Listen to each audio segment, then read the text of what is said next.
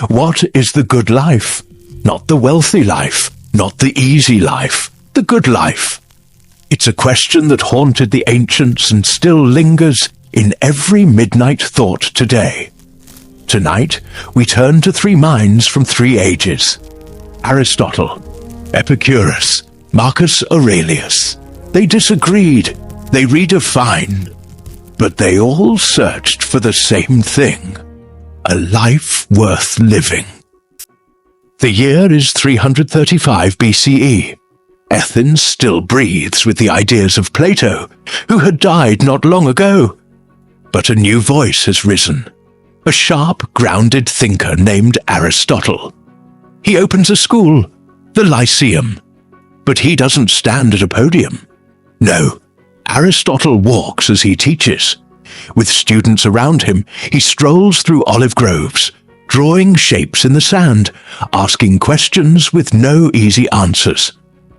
To Aristotle, the good life is not about fleeting pleasure or comfort. It's about eudaimonia, a word often translated as happiness, but better understood as human flourishing. But how do you flourish? Not by chasing every desire, not by hiding from risk. You flourish by becoming excellent, by training your soul the way an athlete trains the body. This is where Aristotle gives us the golden mean. Every virtue is a balance between two extremes. Courage is the mean between recklessness and cowardice. Generosity lies between wastefulness and stinginess. And virtue isn't something you're born with. It's a habit, a muscle. We become just by doing just things. We become wise by seeking wisdom. To Aristotle, politics, art, science, friendship, they all flow from this one pursuit: to live a life of reason in harmony with your purpose. The good life is a life of character. Now, not far from Aristotle's school, but centuries later in spirit, a man named Epicurus planted a different kind of seed. He opened a garden. No marble halls, no politics, just figs, fresh air, and simple living. And what did he teach? That the good life is found in pleasure, not wild indulgence, not endless luxury, but something gentler: freedom from pain, peace of mind, friendship. To Epicurus, the greatest pleasures were the simplest ones: water when you're thirsty, bread when you're hungry, a friend who listens, a soul that rests. He taught his students not to fear the gods, nor death. "Death is nothing to us," he wrote, "for when we exist, death is not. And when death exists, we are not. Why let fear of the inevitable rob us of the joy in today?" Epicurus believed everything is made of atoms, even the soul. And when we die, we return to the void.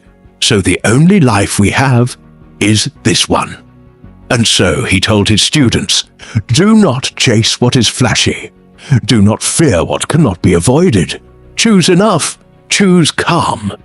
And if you find peace in your own garden, you have found the good life. Now, let us travel far from Athens to the vast empire of Rome. And there, in a soldier's tent beneath the grey skies of war, a man writes to himself: Marcus Aurelius, Emperor of Rome, philosopher of the soul. He ruled not from palaces, but from the front lines, often cold, tired, and surrounded by death.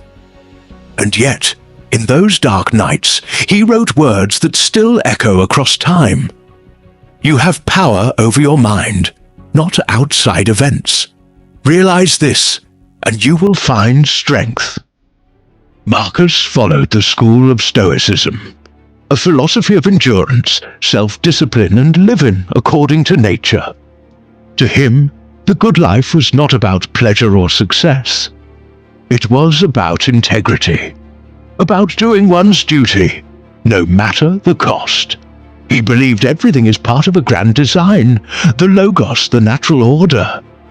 And if something happens, it is because it must.